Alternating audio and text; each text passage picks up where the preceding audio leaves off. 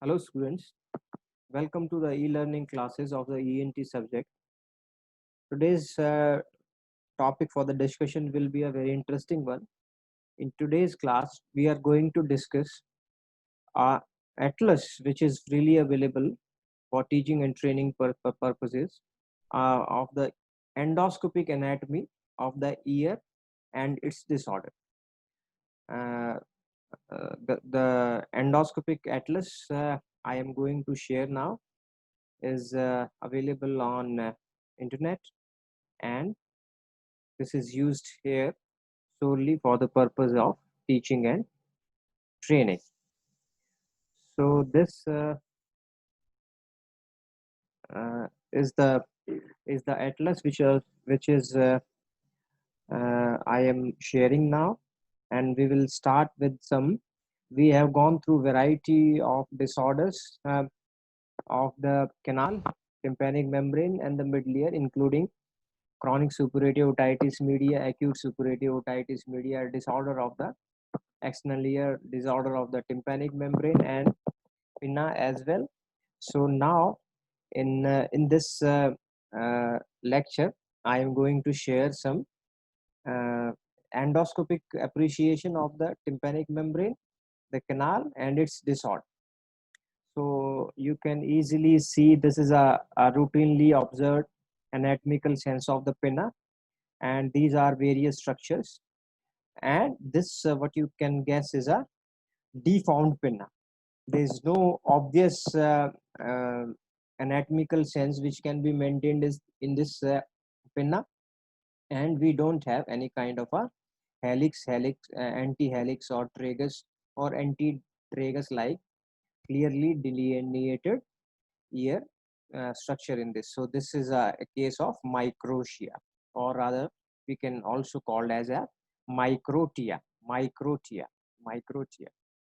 So let me have a pen first. We'll use it and we will draw it.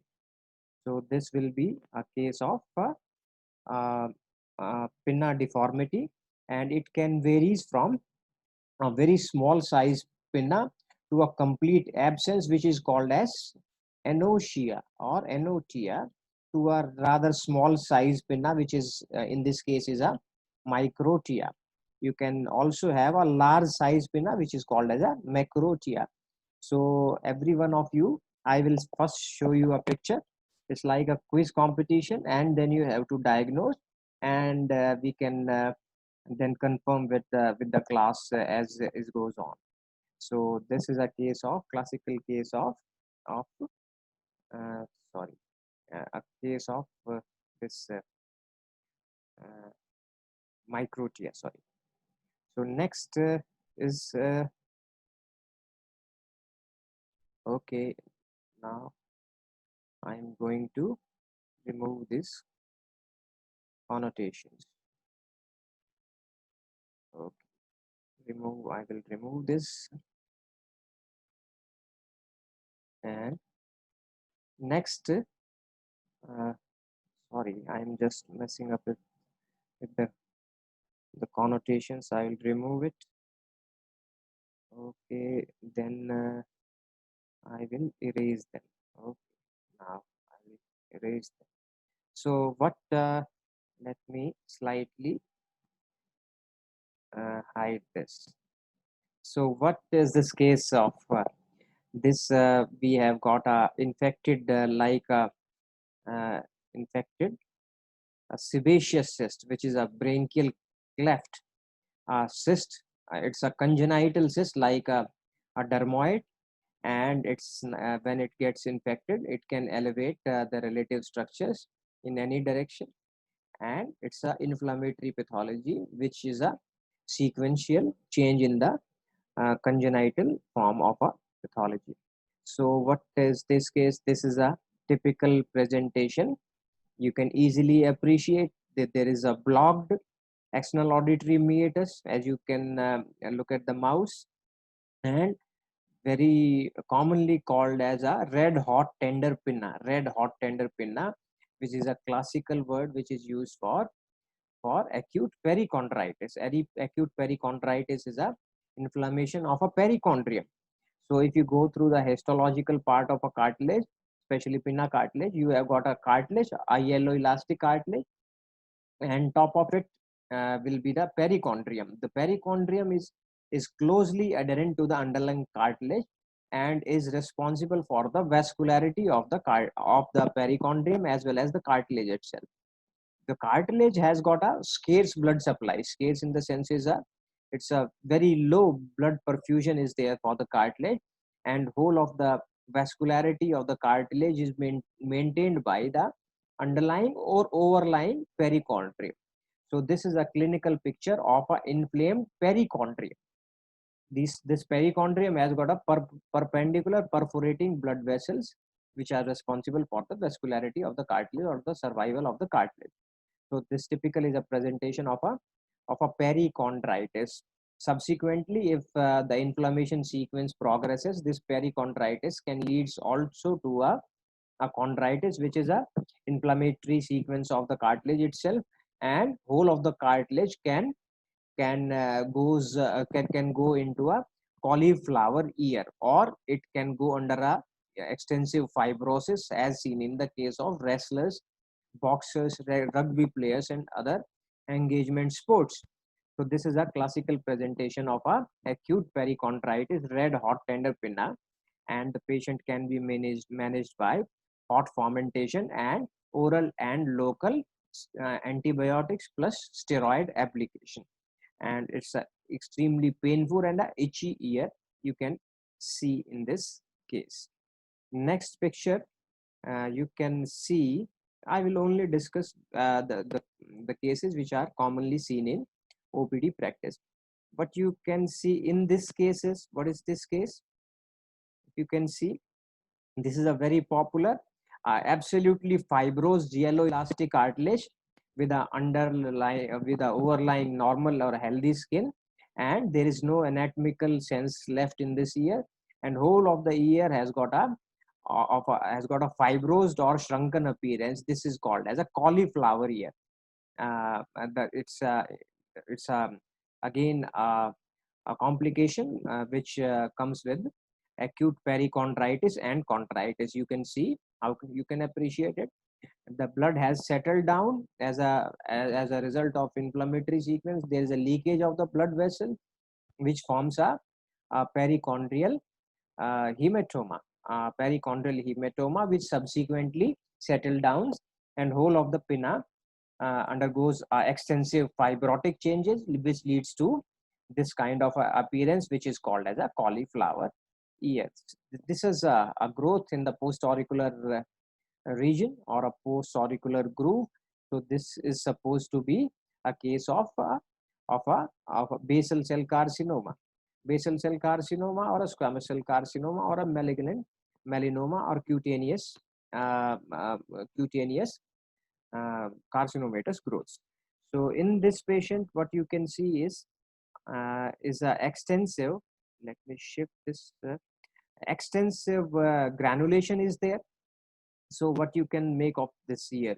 There is a destruction of the surrounding skill as well, and there is a vascularization. You can see there is a leakage or a bleeding also from the surface, and there are punched out margins with a crater at the center of the pathology. So this is a case of a basal cell carcinoma. So this is I'm sorry that in this case, in this second case, this is diagnosed as a seborrheic keratosis. Keratosis is a thickening of the superficial layer of the skin, like a condyloma, which is a viral disease. So there's a correction. This is not a basal cell carcinoma. This is a keratosis, seborrheic keratosis. This is a BCC, which is called as a basal cell carcinoma, and this is a very low virulent carcinoma of the skin, superficial skin, and rarely it goes under a change like a metastasis or regional nodal metastasis. So this typical appearance with extensive granulation, punched out margins, loss of tissue is a hallmark for a basal cell carcinoma. and the treatment is usually excision. There's no nodal metastasis. The life expectancy is very good, and the patient rarely will have a extreme disastrous consequences in the case of a basal cell carcinoma, which is much less virulent than as a squamous cell carcinoma. The basal cell carcinoma is a low grade carcinoma. Now we can look at some endoscopic picture of the canal with a tympanic membrane. So this is a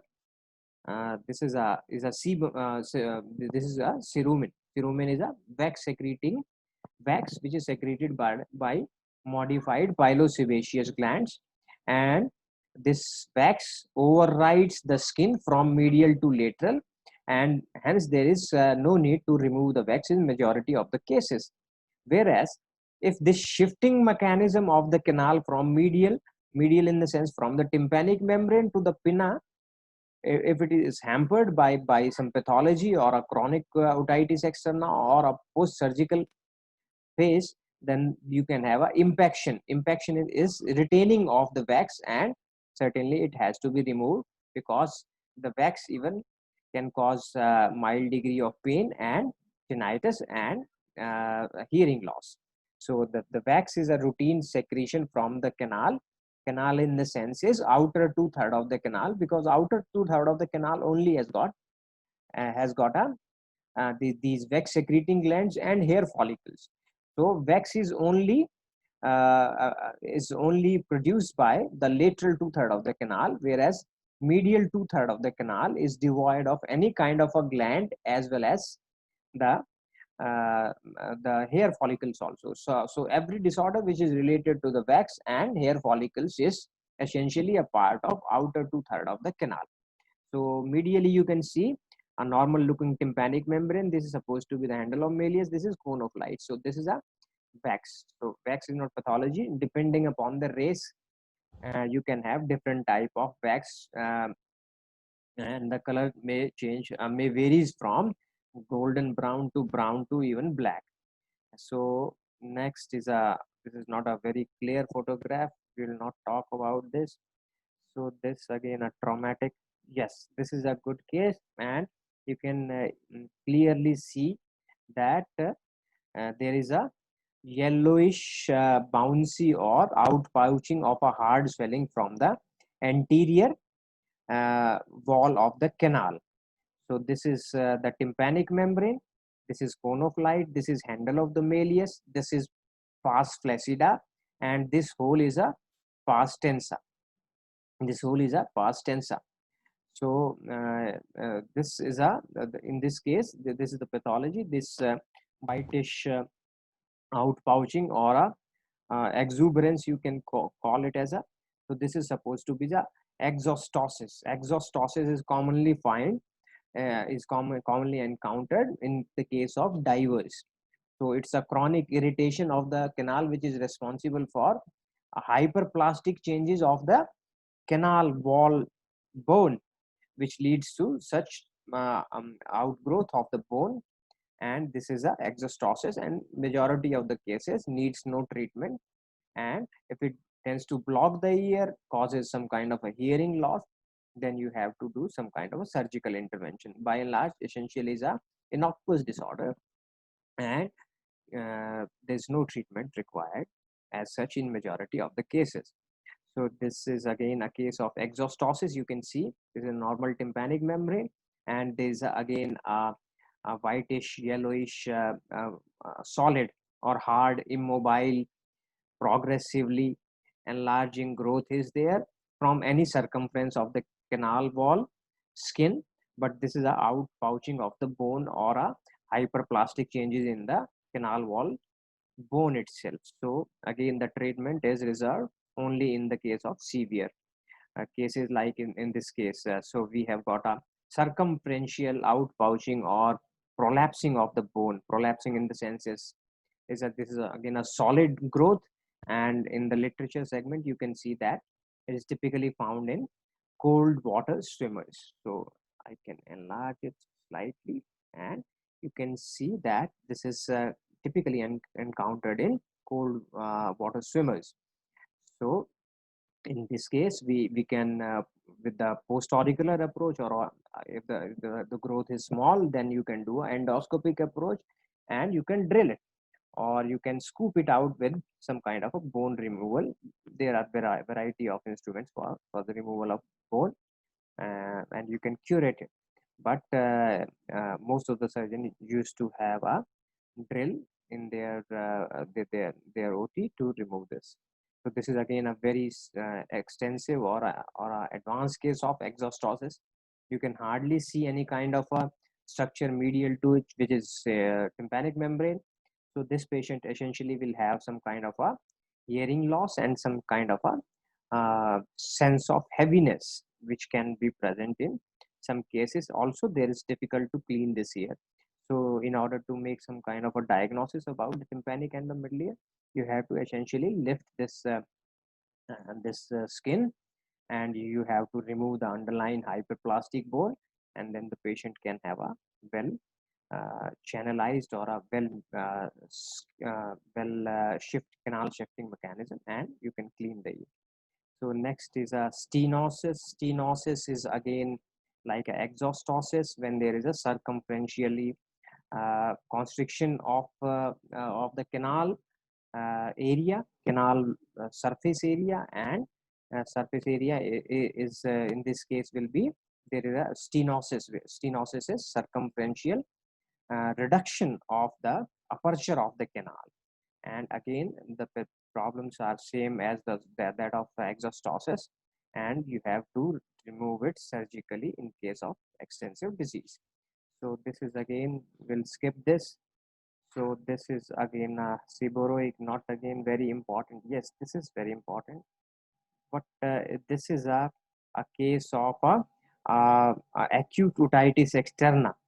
Externa acute is you can have a variety of acute otitis externa. The most common inflammation is a fungal one in case of a canal, but you can have a bacterial one as well. And the bacteria in this case, they have nominated as a Pseudomonas, and it's a very typically difficult and sinister, and it rarely respond to any kind of a treatment. This patient has to be managed with a long-term application of antibiotics as well as steroid to reduce the edema, and the focal or the local edema. You can hardly differentiate between the tympanic membrane and the surrounding structures, and there is a by and large congestion of the tympanic of the canal skin, and the tympanic membrane also has got some cheesy whitish secretions as well.